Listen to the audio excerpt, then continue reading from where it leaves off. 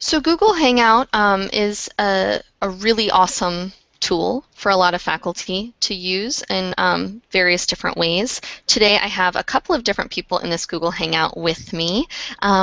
And one of them is Lisa, who works here at Alt Lab as a faculty liaison. She's going to talk to us a little bit about ways that faculty may think of using it. And then I also have Stan, who works here at Alt Lab as an instructional technologist, who's going to talk a little bit about ways in which we can engage our students a little bit more by utilizing the tool more effectively. So let's go ahead and start with Lisa. If you were going to use Google Hangout in your classes, let's hear a little bit about how you'd use it. So actually, I have used Google Hangout in a large class before in the School of Pharmacy. There was a class period that I wasn't able to be there. I was out of town. And a colleague of mine started a Google Hangout on the computer that was in the classroom with me, and so I was larger than life on the giant screen for them, and could see and hear them ask questions while I was talking to them. Using it for office hours for people who are out of town, or if I'm out of town, if I'm at a conference or wherever I might be, is also really useful. So those are the two primary ways that I've used it so far. I also think it would be kind of neat to be able to do like an interview with a guest speaker, or have a guest speaker who is out of town and can't get to the classroom if you have a face-to-face class, or if you're teaching an online course, to be able to interview anyone from around the world as a guest speaker in your class, record that and broadcast it, or do it live and have a chat room open, those kinds of things. Wonderful. And Stan, what are some of the questions that faculty have for you when they're considering using this? Are there any tips that you give them to make sure to help kind of troubleshoot some issues they might have?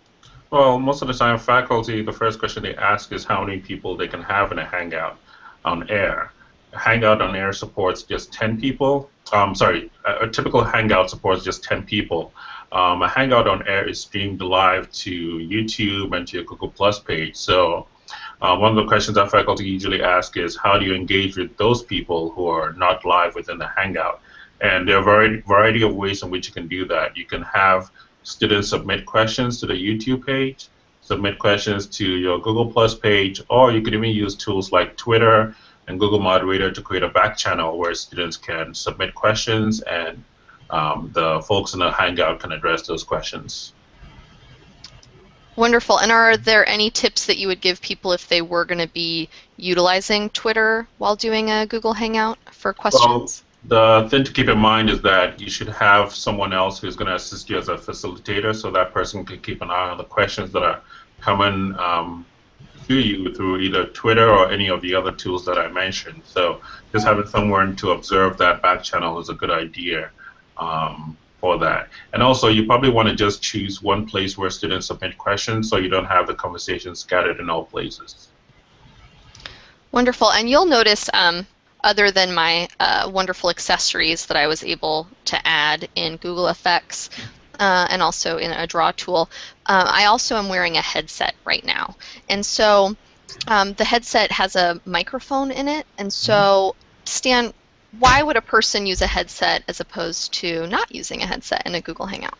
Well, typically Google advises that you use a headset to reduce the chance of having an echo. So if you have a couple of people in a Hangout and you're not using a headset, there's a chance that you have this really annoying echo come up in conversation. So that will kind of disrupt what's going on in the Hangout. So it's a good idea to use a headset for everyone involved in the Hangout.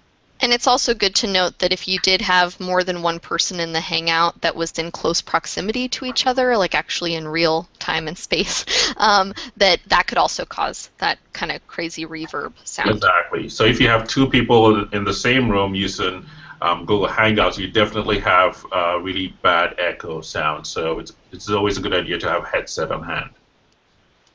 Wonderful. And you're also going to notice that all of us in this Google Hangout have what's called a lower third, which is, let me see if I can actually point correctly. It's this here. And maybe, Lisa, tell me why it would be good to use that if you were having guest speakers. Yeah, so that's kind of easy. I mean, we're using it for that same reason, so that you know who we are talking, what our roles are. You can upload a different logo or a picture if you want.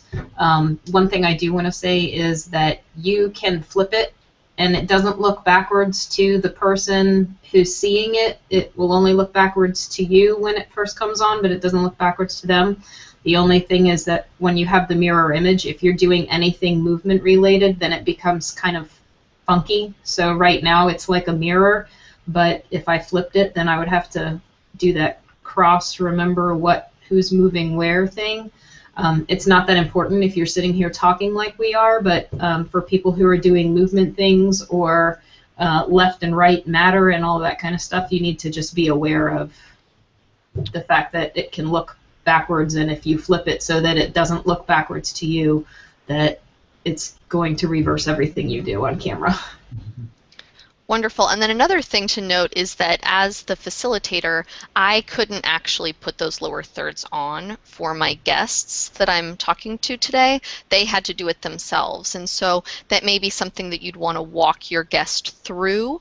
And also, Stan, you actually give faculty tips on sort of best practices in terms of getting yourself set up. Do you want to talk about that a little bit?